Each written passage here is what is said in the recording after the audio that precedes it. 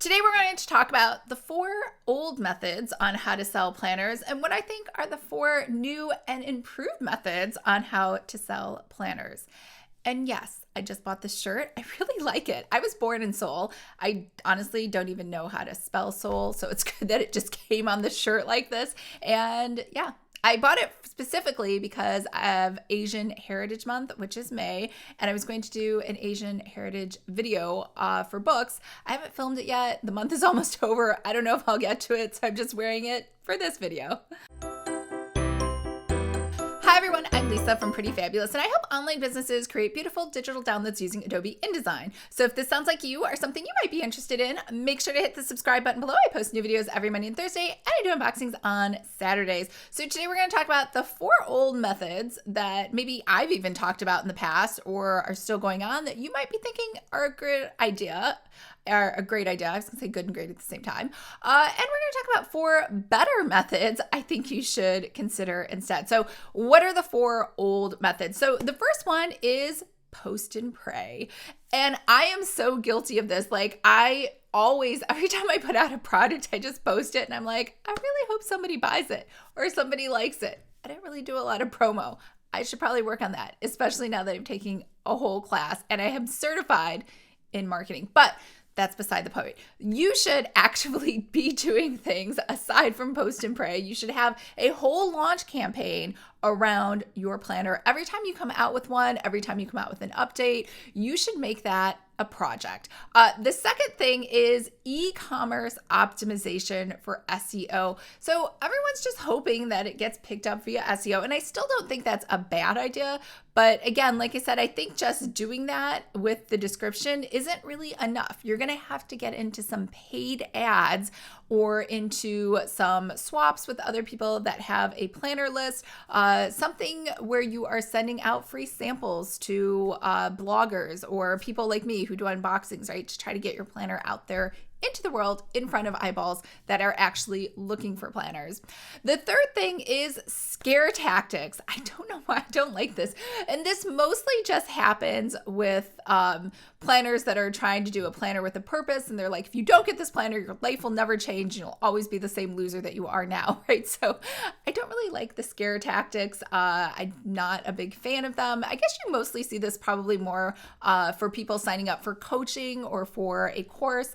And I see this a lot with things that are priced at a very high level, like $2,000, $3,000, $4,000, $5,000, $10,000. So I feel like this is kind of icky, and there's a lot of templates out there that actually go into this and they're like, well, that's what you have to do. You don't have to do that. I've never done that. It's totally fine. You can still make 6 figures without that.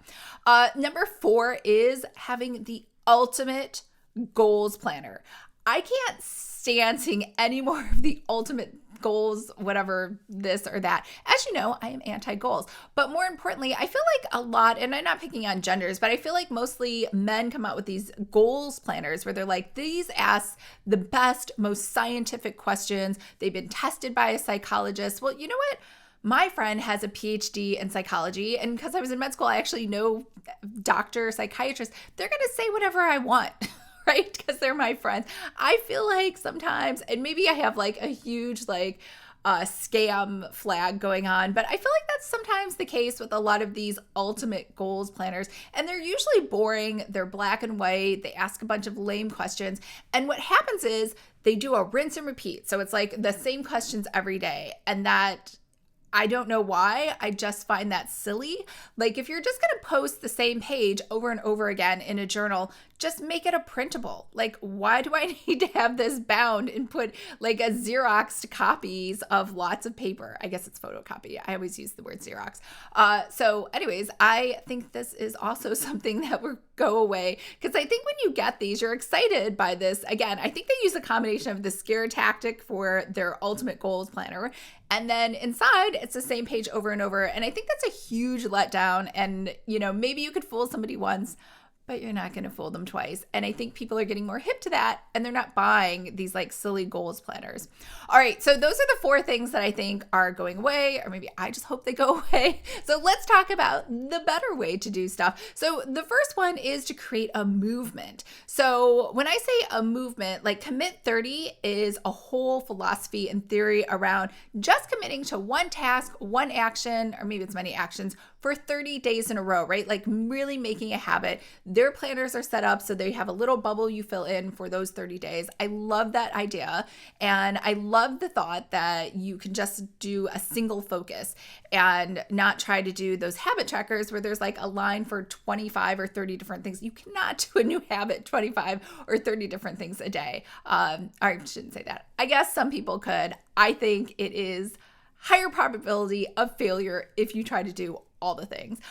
The other person who does, or the other planner company that does a really great job of this is Bloom Daily Planners. So as you know, I'm a huge fan of the Bloom girls, but their whole thing is girl power, and everything they do, whether it's a blog post or they feature someone who uses their planner, or they have contests and they allow other women to come in and post designs for future planners, is they're all trying to empower women and share great stories about how they can do better. So, creating a movement, I think, is more of a good feel-good sort of marketing campaign for your planner than any of those other things. The second thing is you could write a book. Now, Amy Landino, I did her unboxing, and as you know, I'm a huge Amy Landino fan, and so she did Good Morning, Good Life, and that was the theme of her planner and also the name of her book. Another person did the exact same thing. It was Tanya Dalton from Inkwell, and she did JOMO, the joy of missing out and doing less and also being a mom. And so all that together in theory goes into her planner. So that was kind of like the movement she was creating. So I think writing a nonfiction book that complements your planner is a fabulous idea. Now, the third thing is to make it a different size. So now we're just talking about logistics. I did an unboxing of the Archer and Olive planner the other week, and I loved the fact that they had a square planner. It's like my favorite planner in the whole world. Same thing with the content planner. It was an 8.5 by 11 landscape, not a portrait. So it was nice, big, and wide. I love that. Like, do something different.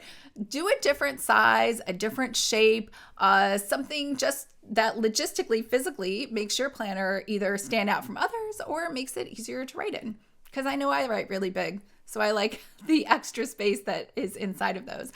The fourth one is to create a companion course. So I talked about this in another video. Christy Wright, I think, does an excellent job with her business planner. And then she adds in a membership. It's not really, I guess, a course. It's a membership, but I believe there are courses inside of there. And all of them go together to complement that planner that she has. There are tons of other planners too that do the same thing. Of course, I can't think of any right now. Create and Cultivate, yes.